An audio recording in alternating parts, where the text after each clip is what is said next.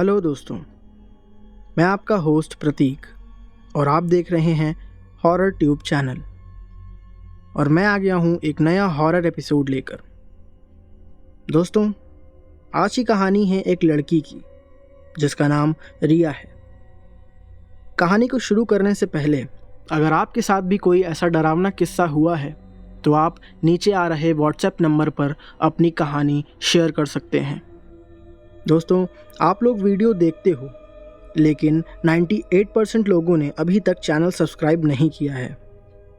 इस चैनल पर आपको ऐसी वीडियोस मिलती रहेंगी।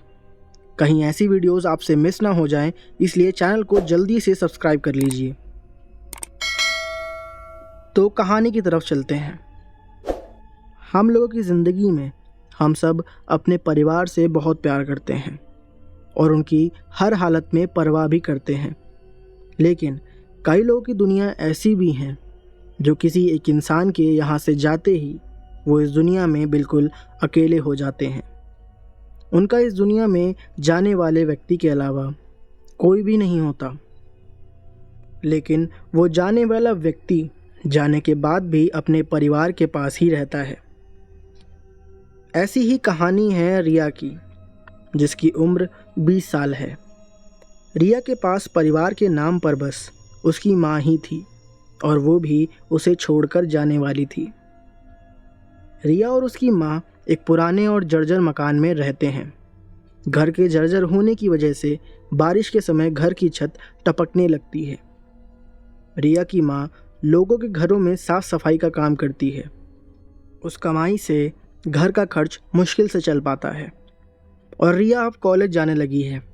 एक दिन की बात है, रिया सुबह उठ के अपने कॉलेज जाने के लिए तैयार हो जाती है और उसकी माँ अपने काम पर जाने के लिए तैयार हो जाती है। उस दिन सुबह तो मौसम बहुत ही अच्छा था, लेकिन जैसे जैसे दिन ढल रहा था वैसे वैसे मौसम के मिजाज बिगड़ रहे थे। देखते देखते चारों तरफ घनघोर अंधेरा छा गया। ऐसा लग रहा था कि जैसे कोई अनहोनी होने वाली है। तभी अचानक खूब तेज से बारिश शुरू हो गई और आसमान में ज़ोर ज़ोर से बिजली के कड़कने की आवाज़ आने लगी। वो शाम का नज़ारा बहुत डरा देने वाला था।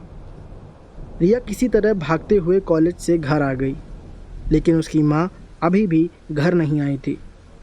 बाहर मौसम का इतना भयानक रूप देखकर रिया को अपनी माँ की चिंता सताने लगी। तभी बाहर से किसी की चिल्लाने की आवाज़ आती है कि गांव के पास की रोड पर किसी का एक्सीडेंट हो गया है और वहीं पर उसकी मौत हो गई है। ये सुनकर रिया बुरी तरह से डर के मारे कांपने लगती है। बाहर आदमी की बातें सुनकर रिया के मन में बुरे बुरे ख्याल आने लगते हैं, लेकिन वो उन ख्यालों को जान करके नकारा करती है और खुद से ही कहती रहती है, आज माँ कहाँ रह गई? बाहर मौसम इतना ख़राब है, ये काला अंधेरा और ये बारिश भी इतनी तेज़ हो रही है, मुझे कुछ अच्छा नहीं लग रहा। कहाँ रह गई माँ? रिया ये सब सोच रही थी कि तभी अचानक घर में लगी खिड़की पर किसी की दस्तक सुनाई देती है। रिया डर से चीख पड़ती है और अंदर से ही कहती है, कौन है बाहर? अंदर आ जाओ। लेकिन कोई जवाब नहीं आता है। फिर से कोई खिड़की पर दस्तक देता है। इस बार ज़ोर से दस्तक सुनाई देती है। रिया की सांसें तेज होने लगती हैं। रिया धीमे धीमे आवाज़ में डरते हुए, माँ, माँ हो ना तुम? माँ, अंदर आ जाओ। इस बार भी कोई जवाब नहीं आता है। दस्तक तीसरी बार होती है और इस बार इतनी तेज़ कि जैसे कोई खिड़की तोड़ देगा। रिया डरते हुए खिड़की के पास जाती है और कहती है, अरे कौन है बाहर? जाओ यहाँ से। रिया खिड़की खोलती है। बाहर का नज़ारा बहुत भयावह था। चारों तरफ घना काला अंधेरा, कुछ देखना भी मुश्किल हो रहा था।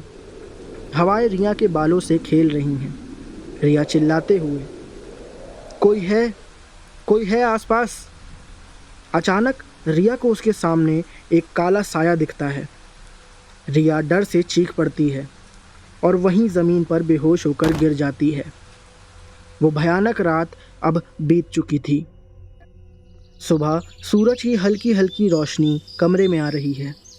रिया के चेहरे पर रोशनी पड़ते ही रिया धीरे धीरे अपनी आंखें खोलती है और अपने सर को पकड़कर लेटी रहती है, जैसे उसका सर दर्द से फटा जा रहा हो। रिया किसी तरह लड़खड़ाते हुए अपने पैरों पर खड़ी होती और वो खिड़की के पास जाती है। खिड़की खुली हुई थी। रिया बाहर देखती है तो पिछली रात का तूफान थम चुका था। बारिश रुक चुकी थी।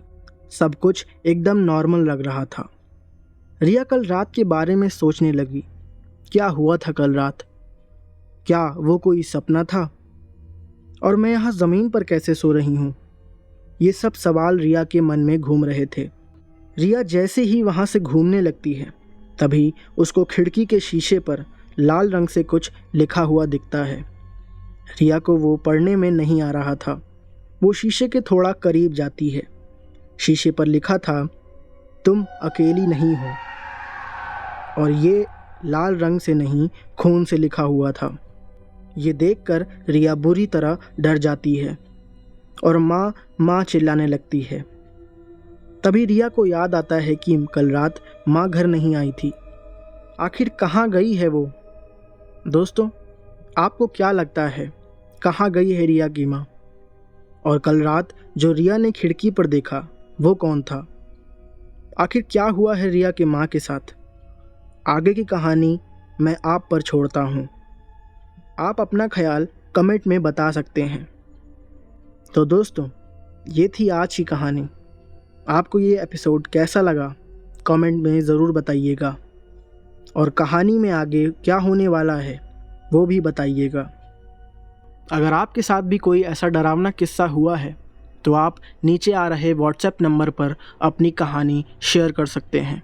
ऐसे और थ्रिलिंग और सस्पेंस से भरी कहानी के लिए हमारे चैनल हॉरर ट्यूब को सब्सक्राइब कर लीजिए। तो मिलते हैं अगले एपिसोड में। तब तक के लिए अपना ख्याल रखिएगा।